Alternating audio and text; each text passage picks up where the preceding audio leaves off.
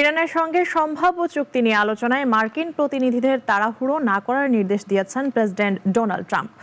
যদিও এর আগে তিনি দাবি করেছিলেন দুই দেশের মধ্যে সমঝোতা খুব কাছাকাছি পৌঁছে গেছে। এদিকে আলোচনায় অগ্রগতির ইঙ্গিত দিয়েছে ইরানও। ইরানের সঙ্গে সম্ভাব্য চুক্তি নিয়ে আলোচনায় যুক্ত মার্কিন প্রতিনিধিদের সতর্ক করেছেন প্রেসিডেন্ট ডোনাল্ড ট্রাম্প। তিনি বলেছেন, আলোচনায় কোনো ধরনের তাড়াহুড়ো করা উচিত হবে না। সামাজিক যোগাযোগ মাধ্যমে দেওয়া এক পোস্টে ট্রাম্প জানান, ইরানের সঙ্গে আলোচনা গঠনমূলকভাবে এগোচ্ছে। তবে একই সঙ্গে তিনি বলেন, উভয় পক্ষকেই সময় নিতে হবে এবং সঠিক সিদ্ধান্তে পৌঁছতে হবে।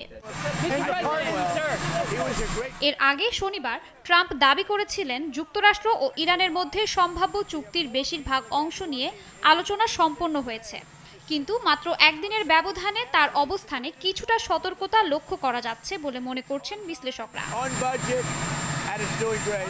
মার্কিন সংবাদ মাধ্যমগুলোর খবরে বলা হয়েছে, আলোচনায় থাকা প্রস্তাবিত চুক্তির আওতায় 60 দিনের যুদ্ধবিরতি বাড়ানো, আন্তর্জাতিক বাণিজ্যের জন্য গুরুত্বপূর্ণ হরমুজ প্রণালী পুনরায় চালু করা এবং ইরানের পারমাণবিক কর্মসূচি নিয়ে ভবিষ্যৎ আলোচনার একটি কাঠামো অন্তর্ভুক্ত হয়েছে।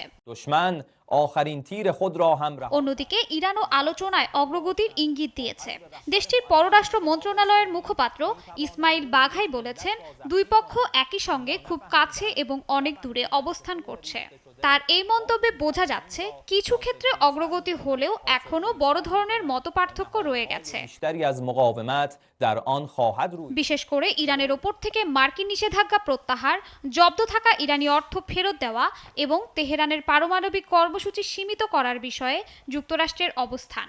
এসব ইস্যু এখনো চূড়ান্ত সমাধান পায়নি। এদিকে সম্ভাব্য এই সমঝোতা নিয়ে মার্কিন রিপাবলিকান পার্টির ভেতরেও মতভেদ তৈরি হয়েছে। দলের কিছু নেতা মনে করছেন, প্রস্তাবিত চুক্তি ইরানের প্রতি অতিরিক্ত নমনীয় হতে পারে।